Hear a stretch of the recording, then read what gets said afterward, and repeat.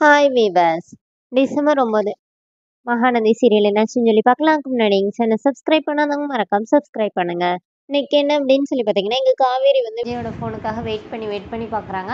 கங்காவும் யமுனாவும் எங்கே போனாங்கன்னு தெரியல, வீட்டுக்கு போயிட்டாங்களா அப்படின்னு சொல்லிட்டு ரொம்ப நேரம் அங்கே உட்காந்துருக்குறாங்க. அப்புறமா விஜய் ஃபோன் பண்ணலன்னு சொல்லிட்டு சரின்னு சொல்லி அம்மா வீட்டில் போய் பார்க்கலான்னு சொல்லிட்டு கிளம்பி போயிடுறாங்க. அப்போ மொபைலை இங்கே வச்சுட்டு போயிடுறாங்க.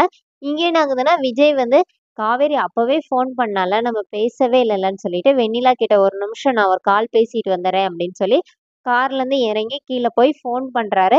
அப்போ ஃபோன் ரிங் ஆயிட்டே இருக்குது. காவேரி தான் அங்க இல்லைல்ல. அப்போ ராகினி வந்து ஃபோனை கையில எடுத்துடுறாங்க. இப்போ அட்டன் பண்ணி பேசலாமா வேணாமா அப்படின்னு சொல்லிட்டு அட்டன் பண்ணி காதுல வச்சுக்கிறாங்க. அப்போ உடனே விஜய் வந்து காவேரி அப்படின்னோடனே தொண்டை இது பண்ணிட்டு அப்படிங்கிற மாதிரி கேட்குறாங்க. விஜய் வந்து சொல்றாரு, இந்த மாரி நான் உனக்கு லெட்டர் எழுதிட்டு வச்சுட்டு வந்தேன். நீ தூங்கிட்டு இருந்த. நான் வெண்ணிலாவ ஹாஸ்பிட்டல் கூட்டிட்டு போக தான் வந்தேன்னு சொல்லிட்டு எல்லா விஷயத்தையும் சொல்றாரு ஃபோன்லயே. இப்போ ராகினி வந்து ஃபோன காதுல வச்சுட்டு ஊங்குறாங்க. "இன்னும் என் மேல கோவத்துல தான் இருக்கிறியா நீ?" அப்படின்னு சொல்லிட்டு, "நேத்து நைட்டு வந்து டைம் ஆயிருச்சு. அதனால தான் நான் லேட்டா வந்தேன். நேத்து ஒரு நாள் உன் கூட டைம் ஸ்பெண்ட் பண்ணாதே என்னதோ ரொம்ப வருஷம் மாரி இருக்குது. அதனால தான் எனக்கும் தெரியும் நீ அதனால தான் என் மேல கோவத்துல இருக்கிறன்னோனே." இப்ப ராகினி வந்து நினைக்கிறாங்க, இந்த இதுலயும் வெண்ணிலாவ பக்கத்துல வச்சுட்டு உங்களுக்கு இந்த ரொமான்ஸ் கேக்குதா? இந்த ஆள் வந்து இவள விடமாட்டார் போலயே அப்படிங்கிற மாரி யோசிச்சுட்டு இருக்கும்போதே, விஜய் வந்து நீயும் அதனால தான் என் மேல கோவத்துல இருக்கிறேன்னு நினைக்கிறேன்னோனே, இப்ப ராகினி வந்து அப்படிங்கிறாங்க. சரி நான் அவள ஹாஸ்பிட்டல் கூட்டிட்டு போயிட்டு வந்துடுறேன்னு சொல்லிட்டு ஃபோன கட் பண்ணிட்டு, மேடம் இன்னும் கோவத்துல தான் இருக்காங்க போல. நேர்ல போய் தான் சமாதானப்படுத்த முடியும் போல அப்படின்னு சொல்லிட்டு விஜய் நினைச்சுட்டு கார்ல கிளம்பிடுறாரு. ராகினி என்ன நினைக்கிறாங்கன்னா, விஜய் தெளிவா தான் இருக்கிறாரு. அவர் வந்து இன்னும் காவேரி மேல லவ்ல தான் இருக்கிறாரு. அதனால அவர வச்சு இவள வீட்ட விட்டு அனுப்பவே முடியாது. ஆனா காவேரி குழப்பத்துல தானே இருக்கிறா. அத யூஸ் பண்ணி தான் நம்ம எதனாச்சும் பண்ணணும் அப்படின்னு நினைக்கிறாங்க.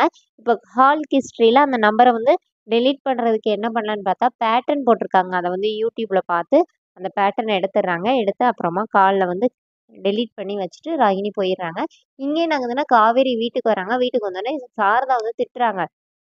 உனக்கு எப்படிடி தூக்கம் வருது? உன்னைய நினைச்சு எங்களுக்கு தூக்கம் வர மாட்டேங்குதுன்னோனே, காவேரி என்ன சொல்றாங்கன்னா, "நீங்க நீங்க நினைக்கிற மாரிலாம் அவர் கிடையாதும்மா. நீங்க தேவையில்லாம அவர நினைச்சு பயப்படாதீங்க." அப்படிங்கிற மாரி சொல்லிட்டு, காவேரி அங்கருந்து கிளம்பிடுறாங்க.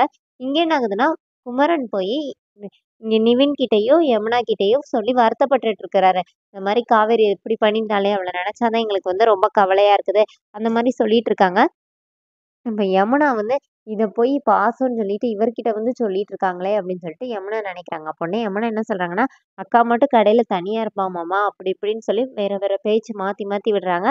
அப்ப குமரன் என்ன சொல்றாருன்னா, அவ வீட்ல தான்ப்பா இருக்கா அப்படின்னு. அப்புறமா நான் டீ போட்டுட்டு வரேன்னு சொல்லிட்டு யமுனா போயிடுறாங்க. இப்ப நிவின் ஏதோ யோசிச்சுட்டே இருக்கிறாரு.